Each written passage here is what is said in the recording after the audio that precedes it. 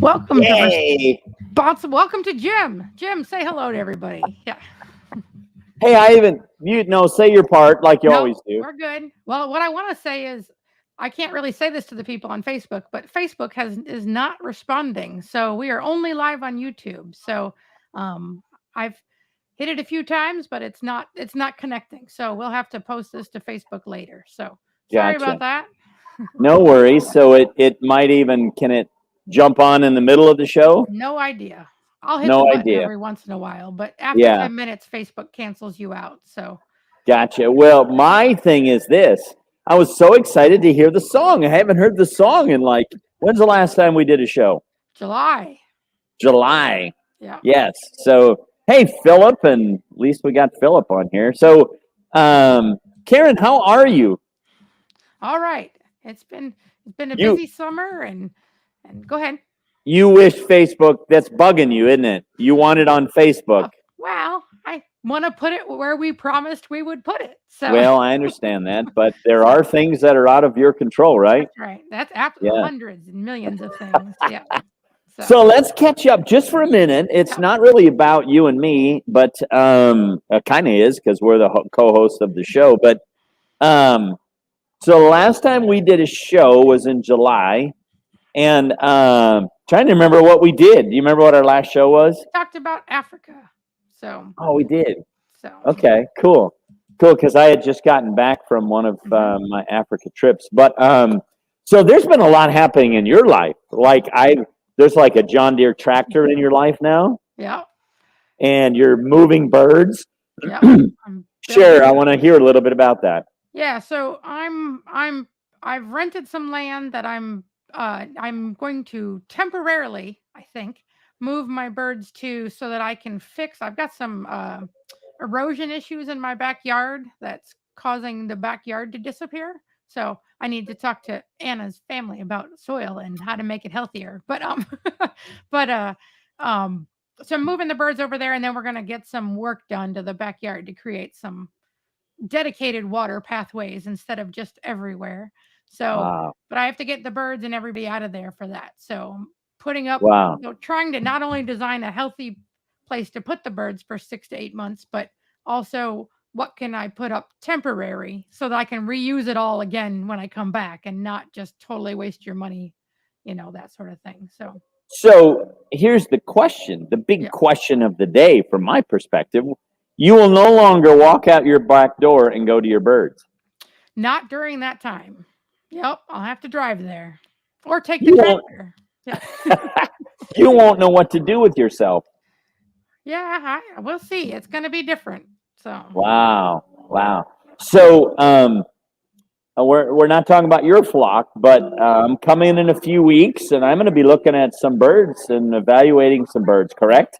yes, you're gonna come help me look through. I've already called some males out, but you're gonna come help me pick my, ones to keep until they're a year old. So you're gonna help me pick my next generation of possibles. Yeah. And it looks like you are doing everything you can to keep Ron involved in the chicken business. Yeah. Yes, he helps me a lot. So That's so good. That's so so good. Because it's been how long since you lost your mommy? yeah, it was April 20th. So Wow. been a bit.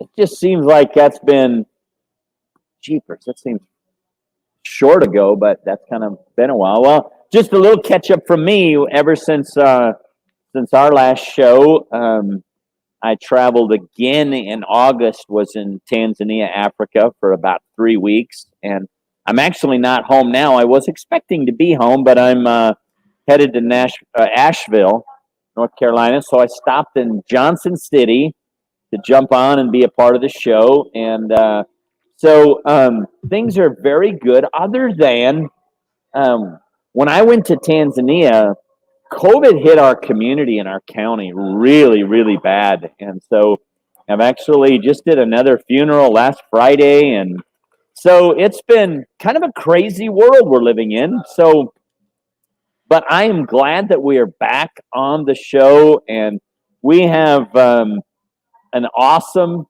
guest that I've Karen and I've known for a number of years, and I think we can jump in on Meet the Breeders or something else. Small talk you want to do, Karen? Nope, that'll do. Small talk's not my friend.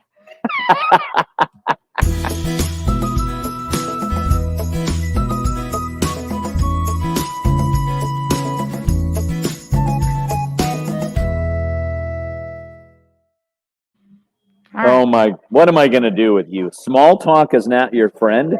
This is responsible chicken breeding. It's good that you, maybe that's why you like having me on the show, so we can work together and I can help you to learn small talk.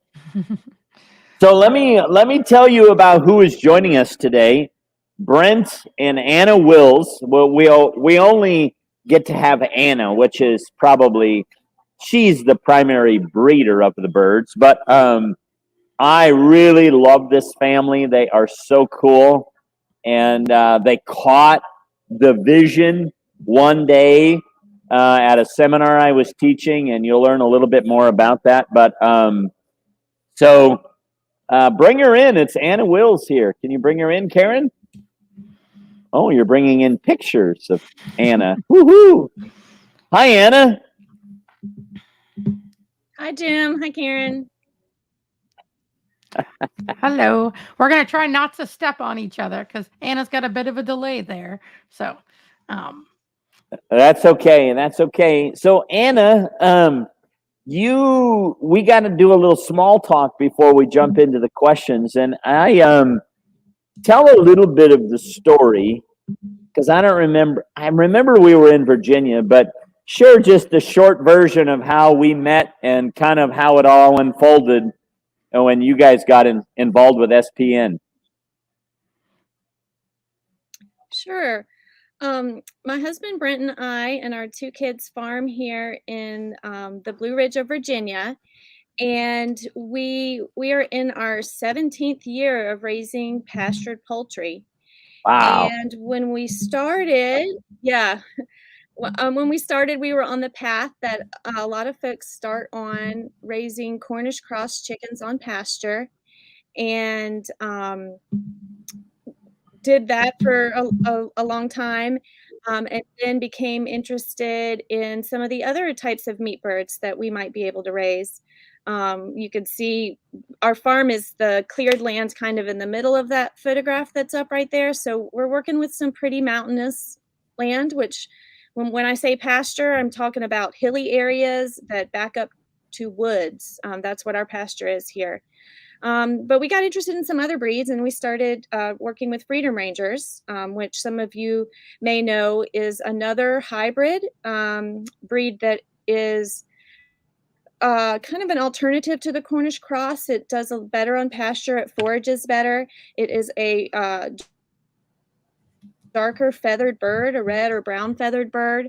And so it has some attributes that make it better for our type of farming. So we were raising Cornish cross, we were raising Freedom Rangers, and we had a customer come to us and say, I love your heritage breed pork, I love your heritage breed beef, and I would love to have some heritage breed chicken. And Brent and I hadn't really had much experience in heritage breed meat chickens. We had raised a batch of 25, which was actually the very first chickens we ever processed. We raised were heritage breed meat birds. So we knew that. We had been in the Cornish cross world for, 5 or 7 years at that point. And we said, okay, well, let's give it a go. So we just ordered from whatever hatchery was selling them the cheapest, a bunch of Plymouth Barred Rock males, and grew those out and grew those out to 14, 18 weeks, and had a prior arrangement with this gentleman, so he was going to purchase them regardless. And I remember saying to my husband, this commitment to raise these birds for this much longer, because we're moving them every day, it better be worth it. Like, I better be able to taste a difference in this bird. And when we cooked up our first heritage breed meat bird and compared it to the Cornish cross, we were like, oh yeah, there's a difference. And to us, it was worth it. So from that point on, a couple more years, we just started sourcing the cheapest and easiest to find males. And we'll probably get into it a little bit later, but the cockerels are a byproduct for a lot of large hatcheries because they are the counterpart to what they really want to grow, which are these egg layers. So we bought from hatcheries for a while, and then in 2014 we started looking to source locally, and came across a breeder right on the Virginia-Tennessee line, Brent Bullock, and his farm, the King Family Farm. And we started buying not only heritage breed meat birds, New Hampshires, from Brent, but we were also had always raised heritage breed turkeys, and so started getting some of our turkey poults from him as well. And I believe, Jim, that we had been working with him for 2 years, and he said that his mentor, Jim Atkins, was going to be speaking in Virginia at the Virginia Association for Biological Farming Conference, and to please stop by and see him. And at that conference, which was at Smith Mountain Lake here in Central Virginia, to Jim's slow poultry seminar, which was a very abbreviated version of what he offers with at the SPN conference and other places. I think it was like 2 hours maybe, but went to this 2-hour slow poultry seminar, and just, really, really felt that this was the way that we wanted to go. We wanted to go towards heritage breed chickens, as well as turkeys and cattle and beef and pork that we were already doing on the farm. Yeah, that's and so do you remember roughly when would I have visited and saw your breeding stock for the first time? Would that have been in 15? It was in 15. Okay. You came to the farm in 2015, and we did our first selection of breeders. I believe you actually brought me some of your breeders and some from Brent, and that's how I got started in breeding. Were birds directly from you and Brent. Yeah. So the reason I asked that is Brent and Anna. So you're looking at 6-7 years that they've been working with Standard Bred New Hampshires, and I've been there. Well, COVID kind of has interrupted it, but I've been there almost once a year since then. And they are breeding some great New Hampshires. And really, really cool story, just how that all unfolded. And let me ask you a couple of questions. So I'm thinking about, we talked a little bit about where you live. By the way, if you can go see their farm, you got to prearrange it because they have a lot going on, but it is the place to see. It's a very, very cool place. They are breeding, and they're growing, and they're hatching. How many chicks would you say you've hatched over the last 5-6 years, Anna?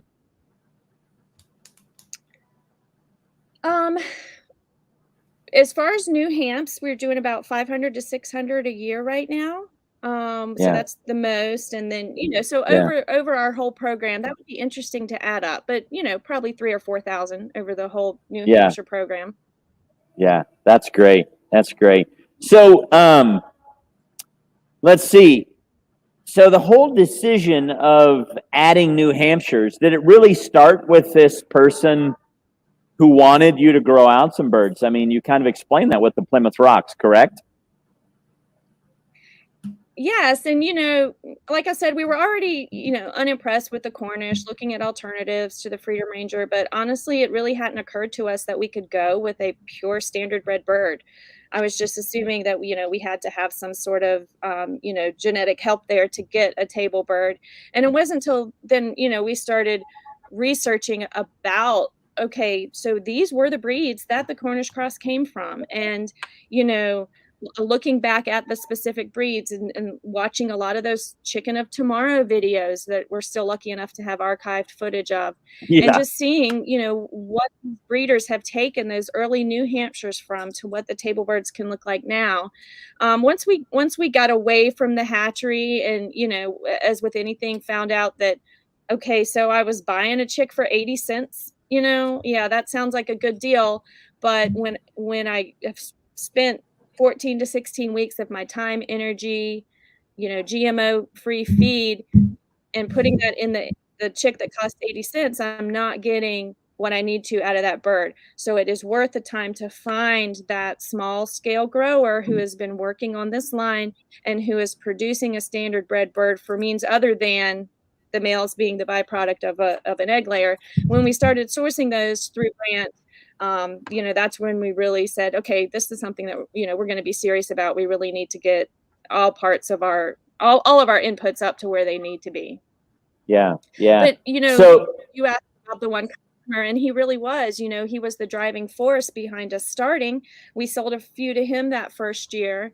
And then there was a restaurant that we had already been working with, who was a big champion of heritage breeds of all kinds, and got together with them and said, hey, instead of selling you the Freedom Rangers and the Cornish, let's, I think you'd be more interested in this.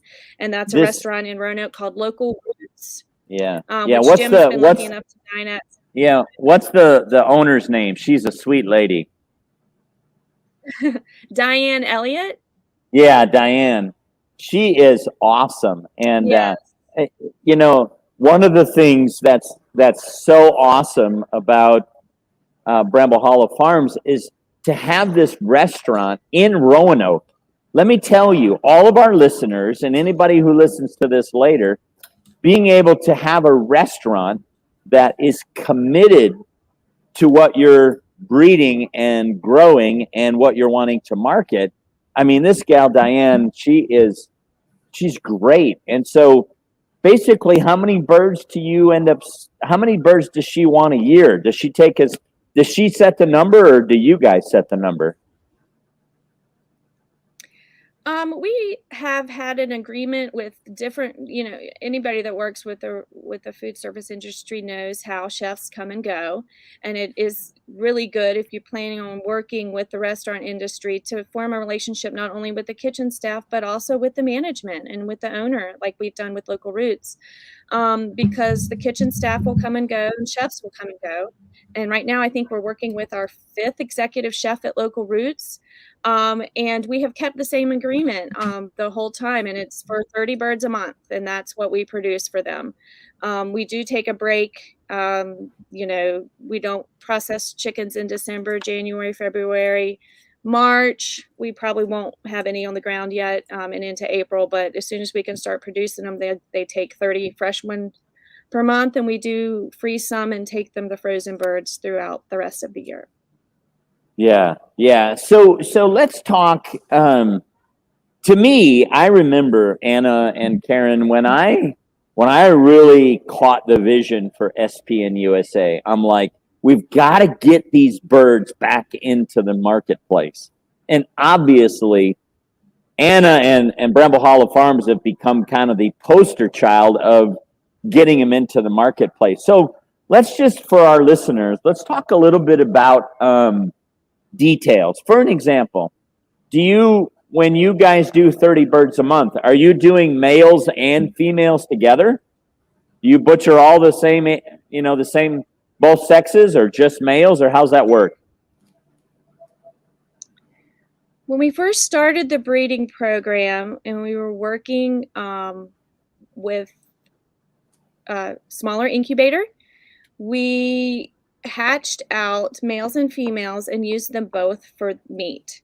Now that we have upgraded our equipment and we're able to hatch out more, we're able to hatch enough that we only process the cockerels for meat, and all of the females that we process either go back into our own breeding flock, go to our farm's egg-laying flock, or we do sell them if people are interested.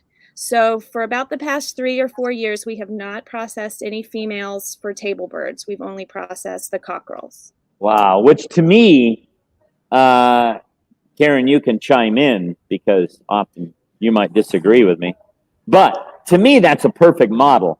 I mean, the idea of using the males for meat and the female, it's just a great process. So Anna, obviously you're breeding in the spring, correct? Yes. Mm-hmm. Well, maybe another way of stating this. When do you start hatching and when do you usually end? And then how are you able to supply the birds for the months that you're not hatching? How does that work? Explain the process to us. Sure. We start collecting eggs for incubation in late January, and we begin hatching in February. We try to hatch the first week of every month. Karen has put up some great pictures of some of the most important parts about hatching is the record keeping, and we'll get into that in a little bit. But we hatch the first week of every month in February, March, April, May, June, July. July is our last hatch, and that allows us 4 months from that point to where we are going to process those last batch of birds. So that's usually falling in November. And so in the months of May, June, July, August, September, October, November, we have fresh birds available for the restaurant. We do freeze the whole birds so that we have them available during the months that we aren't processing. Okay. Okay. Cool. Cool. Now, how about ages? Part of it I know is you guys, the longer you breed new hams, the more you go, this is the approximate weight when the males are gonna, knowing their weights at certain ages. But and then you have to take into consideration what does the restaurant want as far as the size of bird. So share with us a little bit how that works and how you decide your butchering age. Yeah. I'll just mention this picture that Karen has put up there. This picture was taken about 10 years ago. As you know, our one goal that we'll talk about in a little bit is education. Why is this bird so important? How is this bird different than what your customer has seen in their kitchen in the past? And this picture was taken, that bird on the left is a 4.5-pound Cornish cross. The bird in the middle is a 4.5-pound Freedom Ranger. And the bird on the right is a 4.5-pound. That was when we were doing the Plymouth Barred Rocks. So this is not a breed that we have been working with. The picture's a little bit older.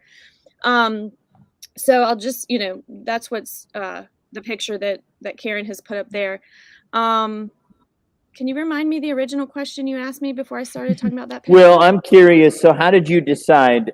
By the way, that's a great picture. Thanks for taking it down, Karen. No, I'm just kidding. How do you, what age do you process your new hams, and how did you come to that decision? Yes. Cornish cross on the left, that is processed at about 7 weeks on the farm. Freedom Rangers in the middle, those are processed at about 11 weeks on the farm. Heritage breed meat birds, specifically the New Hampshires that we're talking about now, the earliest we are going to process them on the farm is 15 weeks. And that is a lot different than some other heritage breed growers who may start to process earlier at 14 weeks. But we do that because we know what weights our customers want.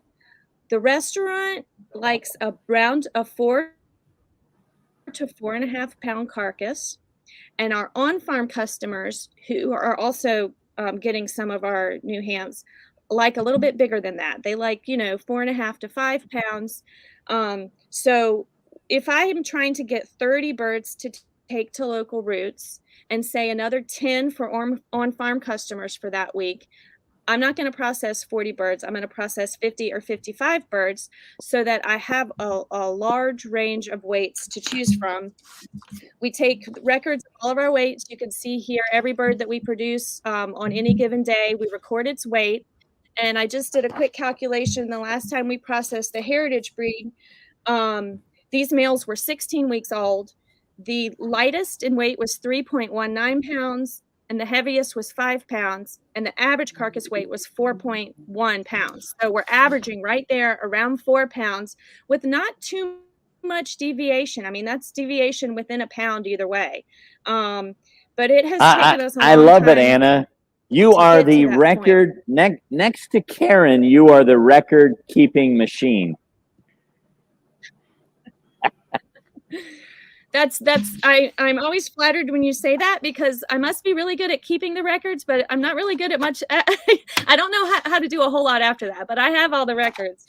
But it is good to know because, if we process 55 birds and 40 of them are going to customers. Then if you have outliers, you have those that are around 3 pounds, you have some really big whoppers that are over 5 pounds, you don't have to send a 3-pound bird or a 5-pound bird to the restaurant. You can send more what they like between the 4.5 pound range. So while I'm thinking that this is awesome, and your explanation is very clear and it makes perfect sense, and being simplistic to me is so important in what we do. And so Anna, and this may be a little bit of a rabbit trail, and I need to go back to our questions, but I want to come back to, obviously, your New Hampshire takes longer. But let's just talk. How did you, because I know your Cornish cross at 7 weeks the cost is less per pound to grow it out. The New Hampshire grows out longer, eats more feed, more labor. Just tell me how you made that transition, and how are especially local roots, were you able to say, we got to have a little bit more money per pound? Just walk us through that story and how it continues to be a success. Well, I think you said it there with the word story. And I think a lot of people who are getting into direct marketing directly to customers, restaurants, small businesses are hearing you need to sell your story. And that is very important when you are at a farmer's market and you may have a vendor next to you selling Cornish cross for $4.50 a pound, and you are there and you're selling your New Hampshires for $6.85 a pound. You need to tell someone why. What is the difference? Why are we charging more for this? So this is what I was talking about earlier, a little bit of the education. Here's the why and how. So I came up with this chart. Once again, this was about 10 years ago. You can see the heritage breed example there. The picture from our farm is the Plymouth Barred Rock, but the information is still largely the same. But just to kind of have it all out in front of you, this is the difference. If you're a grocery store shopper, you've only ever purchased a Cornish cross. So approaching a heritage breed meat bird the same way you do a Cornish cross is not what you want to do. And it's really important that you get that information across to your customer. An analogy I like to use is think about chicken breeds like you would tomatoes. You probably are not going to choose a cherry tomato to slice up and put on your sandwich. You're going to choose a big round slicer. And most people are going to reach for those cherry tomatoes when they want a tomato salad. So just like there's different kinds of tomatoes for different applications in the kitchen, there can also be different breeds of chicken for what you want to do. And right. Giving your customer the information on how to prepare the birds is really important. I've handed out recipes to everybody that will take them of how to properly prepare a heritage breed meat bird, because if somebody's given you $25 or $30 for that bird, you really want them to have a good experience in the kitchen. You don't want them to cook it like they would a Cornish cross or a Freedom Ranger and not be happy with the result. So making sure that your customers understand, okay, so you're asking me to pay you $2 more a pound for this. Why? If you have hesitant customers, there's a lot of different things you can do. We've given out free samples over the years when we used to attend a farmer's market, and before we knew or they knew or anybody knew that you couldn't prepare food and just hand out samples, we took prepared samples in a crock pot and let people taste them at the farmer's market. But we've also given out free samples of our heritage breed cockerels, our whole birds. We have on-farm pickup days where people reserve birds and then come here to pick them up. And I was noticing that some customers were buying Cornish cross and Freedom Ranger and never trying the heritage breed.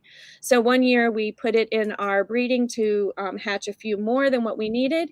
And every one of those customers at their last chicken day of the year got a free heritage breed meat bird along with several recipes. With our encouragement to try it. Because some people are going to push back on that difference, on that price difference, and it's good to give people samples and let's see, I write down some notes here. Yeah, So we've shown people the chart. Giving out the recipes is really important too, as a resource for your customers. yeah. So you really don't have any issues. I mean, you're not like sitting. You and Brent don't sit around and go, "Oh, we have 50 extra New Hampshire cockerels. We don't know what to do with them." You guys plan and hatch and strategize with you handle it responsibly in the sense that every bird you hatch, it's going somewhere. You don't have like hundreds left over at the end of the year. We try not to. But there are definitely years when, oh man, if I just set 20 more eggs in each tray, then that incubator is working to maximum efficiency. I know I don't need that many more. So, there's times that, we hatch more than what we need. But as you were asking that question, it kind of made me think, and I'd say at the end of the year, I have a harder time getting rid of my pullets and egg layers than I do my heritage breed meat cockerels. So solely for the new Hamps, it looks like now I'm breeding more for the males, more for that table carcass. I love that. And the females are more so kind of the byproduct of that. Wow. I love that. Congratulations. Tell me this, another little, so you did you start the first time you hatched 2015? I think it was 2016. Okay, 2016. So what have you learned? I mean, the lessons, we could do a whole nother session, live show on hatching, but I mean, you must have, what's 2 or 3 of the biggest things you've learned over the last 6 years of hatching birds out for a business? Well, the first one kind of goes back to your remark about record keeping. I'll just briefly talk about how we keep track of our breeders. We run our breeders in what is known as a clan or a spiral mating system. If Harvey Ussery has a really good book, The Modern Homestead, and that's his website. The book is the Small Scale Chicken Homestead or something like that. We'll look it up, but he does a really good job of explaining both on the website and in the book this spiral or clan mating system, which basically is where you assign each of your breeding families. We assign them a color, and the color follows the females in the breeding families. And then at the beginning of each year, you breed the males one family over. So our blue male would breed our pink ladies, females, and our orange male would breed our yellow ladies. And then you just kind of keep spiraling it around so that the males are changing their breeding families and you're getting that diversity of genetics throughout your flock. But in order to do that, there's a lot of record keeping that needs to be done. Every egg that is gathered, just like the picture that Karen showed earlier, has to be marked with the breeding family that it comes from and the date that it's laid. Then you've got to collect those eggs, store them, and check them for good candidates to be put in the incubator. Then when they go into the incubator, if you're going to continue to monitor things through your breeding families, you've got to have each family has its own incubator tray so that when it's time to hatch, you can know that this chick came out of a yellow egg.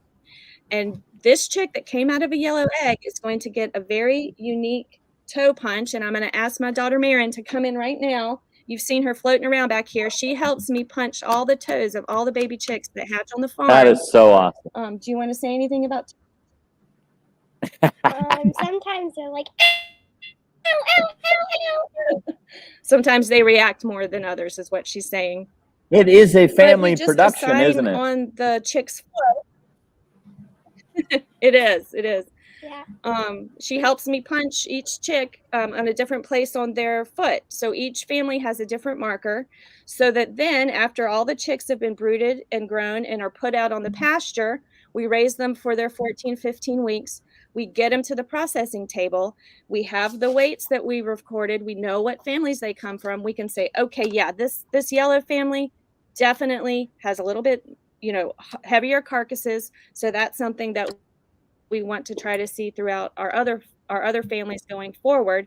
And the lesson that I've learned is that record keeping is so important. When you're in the middle of it, it's you can get bogged down really easily.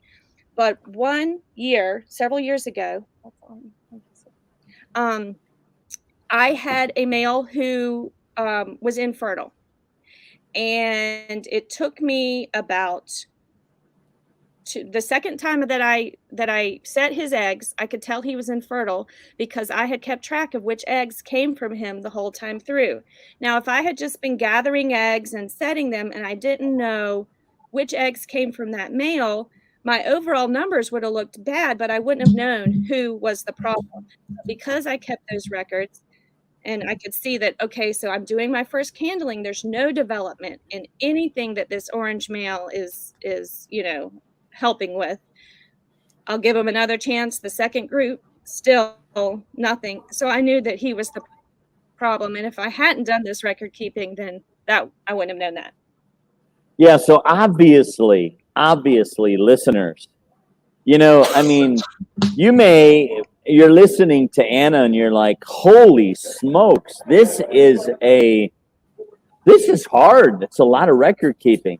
It is very important when you think about sustainability, when you think about no longer being dependent upon a hatchery, which is the chicken gospel that we preached from day one with SPN USA and Anna, to me, Anna and Brent Anna's really the one who carries the chicken part. Brent does all the soil stuff. But to think about where they are when it comes to defining sustainability. We always say 5 pillars. Remember these, Anna? You got to breed it, you got to grow it, you got to feed it, you got to process it, you got to market it. The 5 pillars of sustainable poultry production. And to me, Bramble Hollow Farms has always, they're modeling it. You guys are an example. And to share your 6 years of hatching stories and what you've learned and the record keeping and to me is you're a poster child. I talk about you all over the world. Now, you may not feel like you're all that significant when it comes to Africa, but so Anna, let's talk about selection. Obviously, every year you've got to go, oh, I've got to put the blue male on the pink females and the pink male on the yellow females. Talk about selection for a few minutes, and maybe now I'm going to just preface with this. I've been mentoring Anna, but in a lot of ways, Anna has been very self-initiating. She's like, I am going to do this. And so I've been very intermittent, and you've done a lot of selection on your own. Talk to me, share with us, share with the listeners of your selection, and just kind of, because I'll also say this. All of you are listening. You take this book right here, the Chicken Bible, the Standard of Perfection. You look at New Hampshire in the book, and you will find a Standard Bred New Hampshire at Bramble Hollow Farm. And so, Anna, talk a little bit about selection and what you've learned over the last few years and how you go about it. Sure.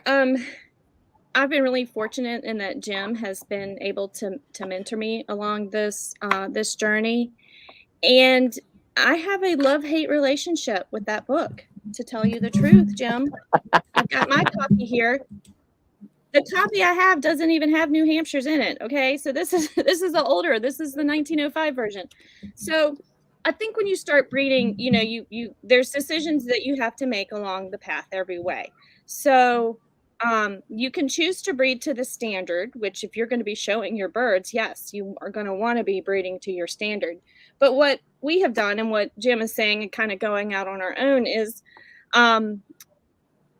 not breeding towards what this book tells us we're supposed to be breeding towards, but breeding towards what our customers are telling us that they want to buy. And those are meatier carcasses and carcasses that are starting to look more like a Cornish cross chicken. So when I go to select my breeders, if I'm looking at two birds, and if you're familiar with the New Hampshire or Rhode Island Reds, you know that a lot of them, including probably most of the birds in my flock, have a white feather in their wing. And that is something that's not particularly desirable in the New Hampshire.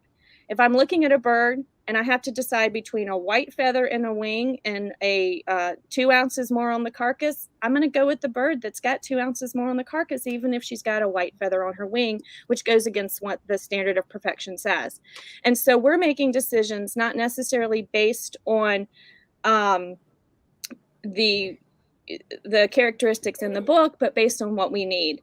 We have been driven primarily by carcass weights, and so we have selected for that.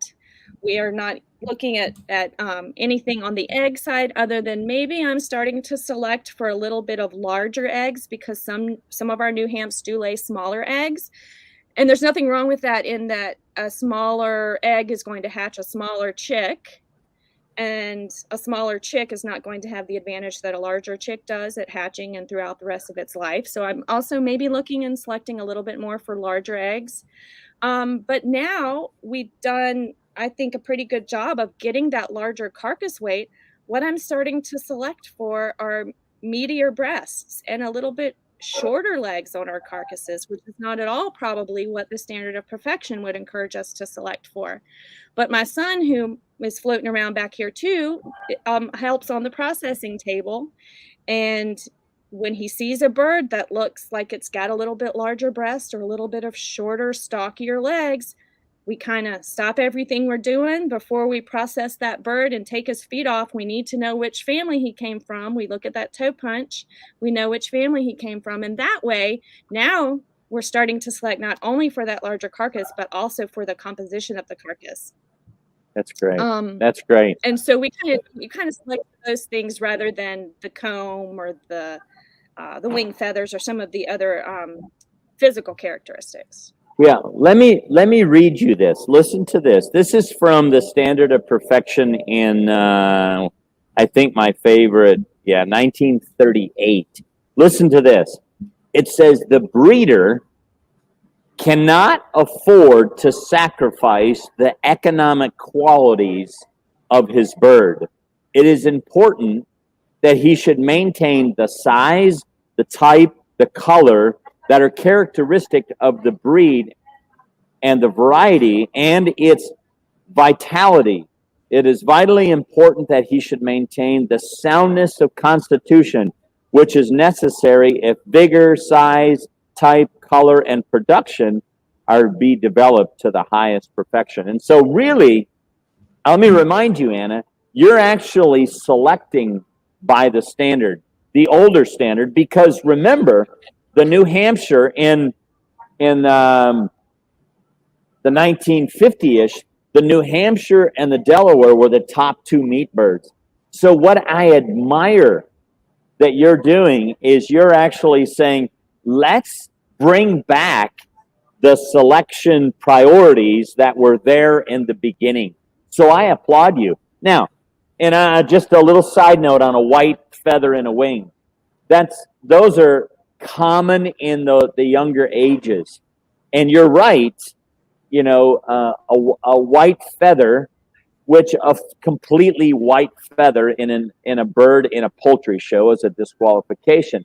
But when you're thinking and talking about production and economics, you are so right that let's pay attention to that white feather, but the bigger issue is let's talk about breast meat. And so I really, and again, I've gotten chicks from you multiple times over the last 5 years, and we are growing out some very, very good New Hampshires. Karen, can you think of anything else as far as like selection questions that might be good to ask right here?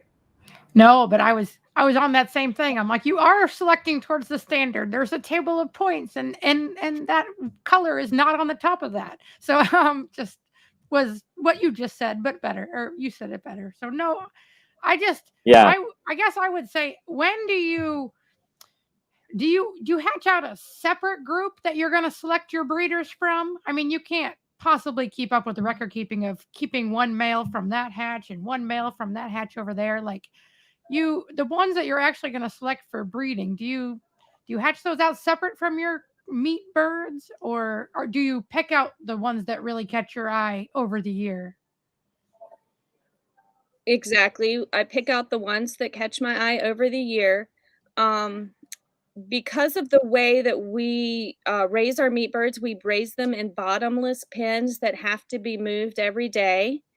Or that's how we're doing it now. And we can talk about in a minute how we've done it differently in the past.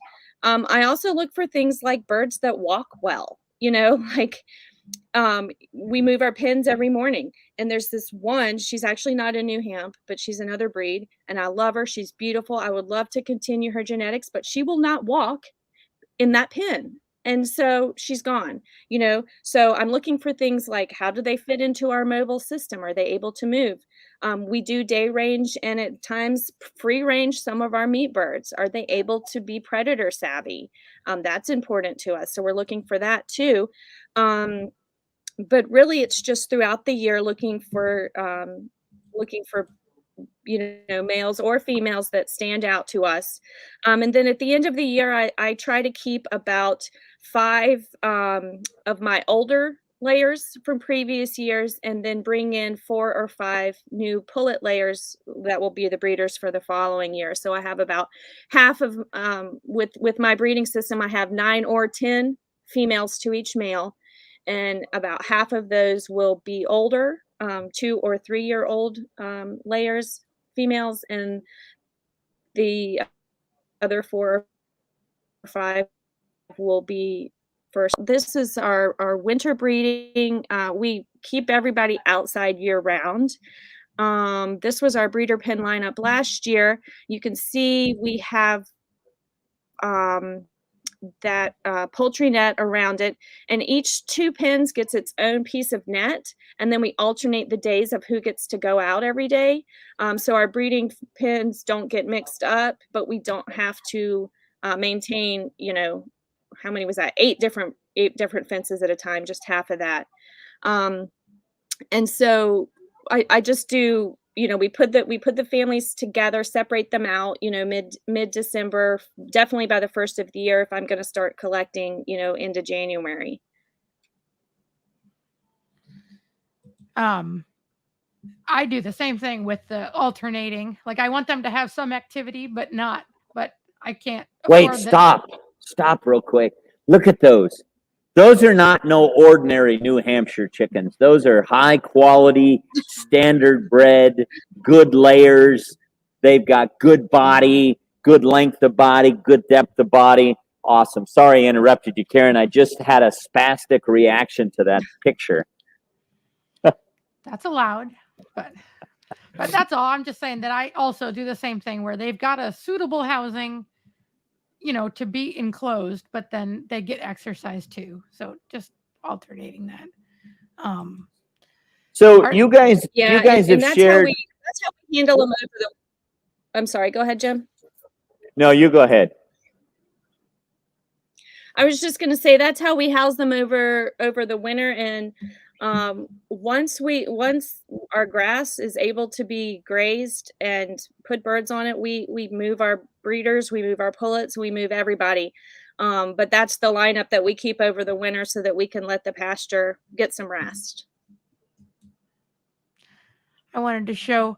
I don't have it yet. Let's see. Well, while you're winter pens, yeah. That's what.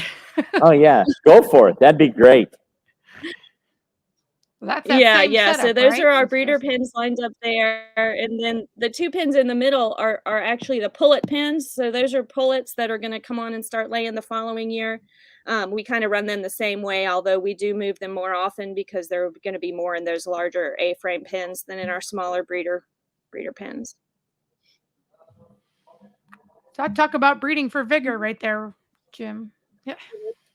Well, yeah, that's true. We do get that's a little true. frostbite on the combs. We get frostbite on the combs, and What you can't see is that the back side of all of those pens, the back side is the windward side, and it is covered. We do cover those. And then during the rest of the year, it's uncovered and, breeze can get through, but we do give them a little bit of protection. But, if they can't live outside in this part of the world, then they don't need to be in our breeding program anyway. And Bye-bye. I'm just gonna show this picture because because it's a really cool picture. But you got birds that make their own snow angels. Yeah, I thought that was pretty cool. That's his wing marks. He came out and didn't like the snow and tried to get away and made those really cool little snow angels. Yeah. So Anna, go ahead. Anna, obviously, people are going to ask, "Wow, can we buy baby chicks from Bramble Hollow Farms?" Now, I think, correct me if I'm wrong, they can come and get chicks on farm, but you're not shipping, correct?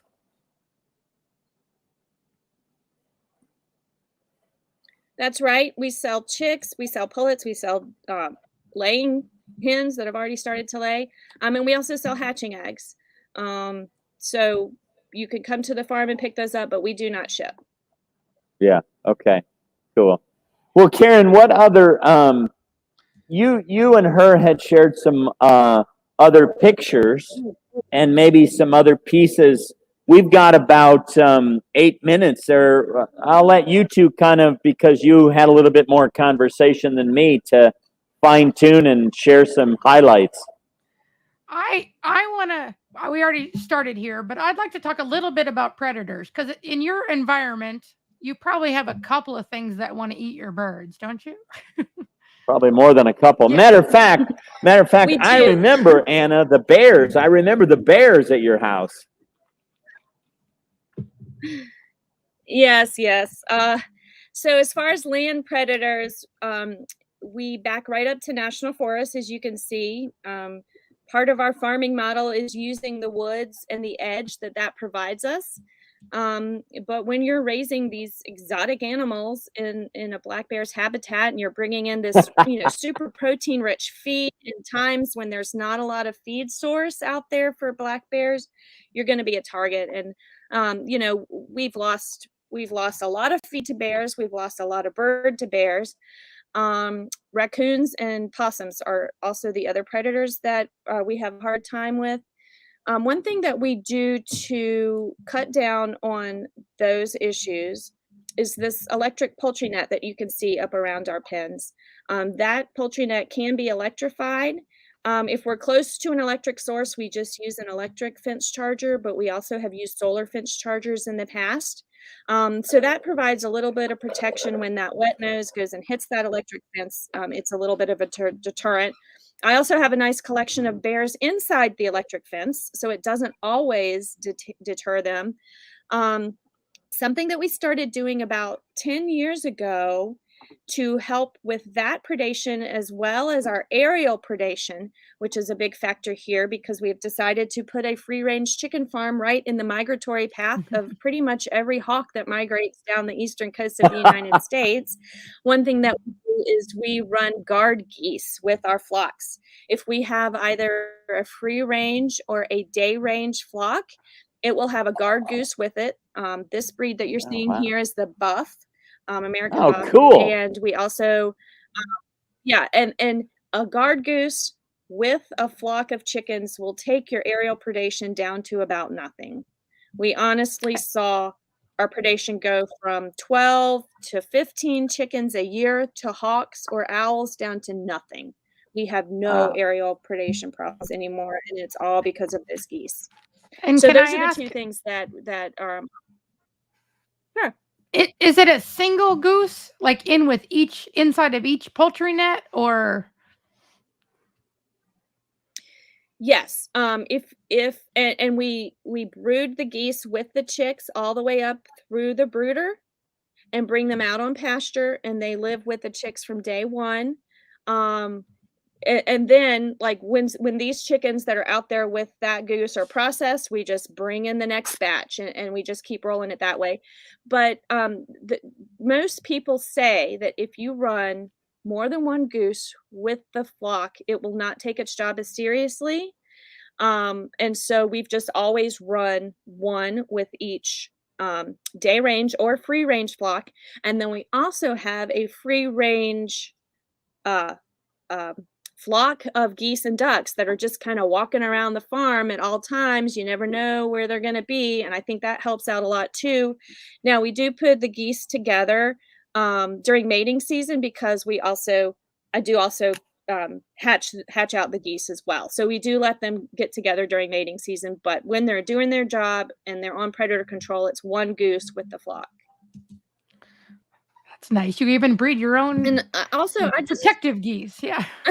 well, yeah, we just kind of fell into that, you know. She started setting on some eggs, and I was like, well, let's just see how this happens. And she did hatch out a lot, and then I did start taking them and putting them in an old incubator that I had just to help them along. Yeah. So, well, I'm glad to hear that. Let me just mention really quick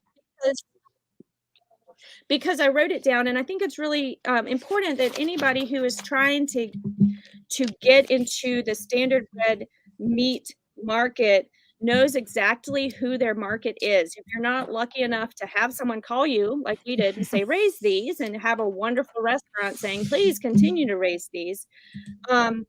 You know, I think it's important that you realize that what you're raising is a lot different than what a lot of other small local farms are raising. And, you know, the first time farm to table customer who is used to buying their chicken at the grocery store or Walmart is not the person that is going to be your customer to start with. You're not going to go from someone who's been living off Tyson chicken for their whole life to a standard bred bird. You got to transition them in. They got to go through the Cornish or the Freedom Ranger and see the value in the farm to table food. And then you can say, hey, since you already see the value in pasture-based poultry and small-scale farming, let's try something a little different. Let's try this bird. And the people that we found that are our day-to-day customers, not the restaurants and not people who solely seek out heritage breed, fall in a couple of different categories. One is people who are not fans of white meat chicken. There are people out there who don't like white meat. So if you can get their ear and say, look, here's a whole chicken that has a lot more dark meat, and even the white meat that's on it, even this breast meat is going to have a better taste and flavor profile than most other white meat. So that's one place that you can find customers pretty easily.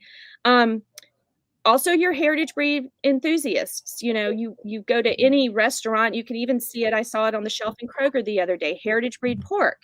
So the term heritage breed is out there. So let's not let beef producers and pork producers be the only ones who are getting this premium for these heritage breed animals, livestock. Find heritage breed enthusiasts and say, hey, you like heritage breed pork and beef, why don't you try this heritage breed chicken? That's another way to get a few more customers. And then, you know, one way that I go back and forth with is playing the ethical card. And a lot of what Jim talks about is about how the industrial poultry industry has done things well to a certain point, but has done a lot of things wrong. And is it ethical that the other half of these egg layers that Americans pride so much, we love to eat eggs, we eat eggs. Do we ever stop and think about what happens to the cockerel that hatched out in the, you know, the other egg next to where your egg layer hatched out? For every egg layer that hatches, there's a male that hatches, and the industrial poultry industry looks at them as a byproduct. And we know some of the things that they do to get rid of their byproducts. If you don't want to support the euthanization of day-old male chicks, then it's your responsibility as an egg eater to also eat those males. How many eggs do you eat a year? And you backyard poultry growers know how many eggs you're producing a year. You can figure out our number's about 170 to 200 per hen. So if I'm producing 200 eggs per hen, somebody's eating those 200 eggs, and it's their responsibility to eat the male that was the counterpart to that female. So I play that ethical card with some people and, you know, sells a few birds that way.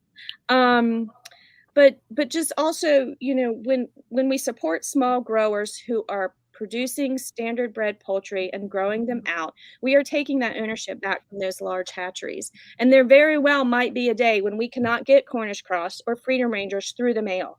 And if we can't get them through the mail, or if it's too expensive for them to come through the mail, or for whatever reason, then you're going to have to go to these small farms who have been working on these meat breeds for however many years. That's where pastured poultry is going to come from. So I would just say explore all different customer bases, and you got to start with your number one customer, which is yourself. You've got to learn how to grow the birds, how to cook the birds, and how to serve the birds so that it's something that you're proud of, and it's something when you present it to your customer and you're asking them for their hard-earned money, that you know that they're getting what they're paying you for the bird. You know what? You know what I'm hearing, Anna? It sounds like I love it when people listen to what I'm saying at a seminar. Hallelujah.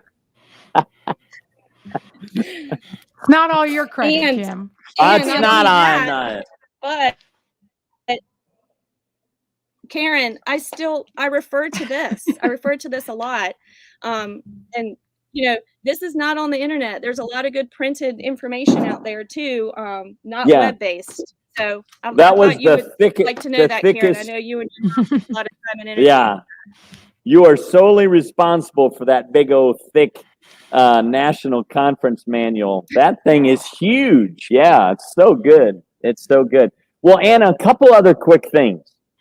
Do you have a website for the farm?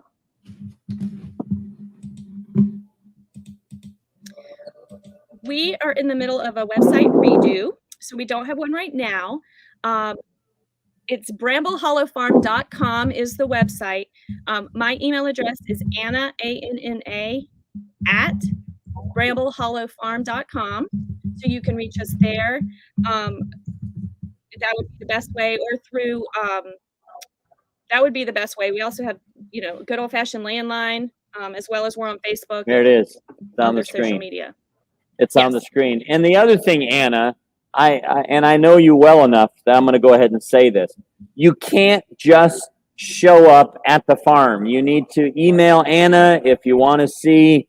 They're very open to farm visits, but they have a life of other things. And so you do want to email them and make sure that that's prearranged. Is that okay if I say it that way, Anna?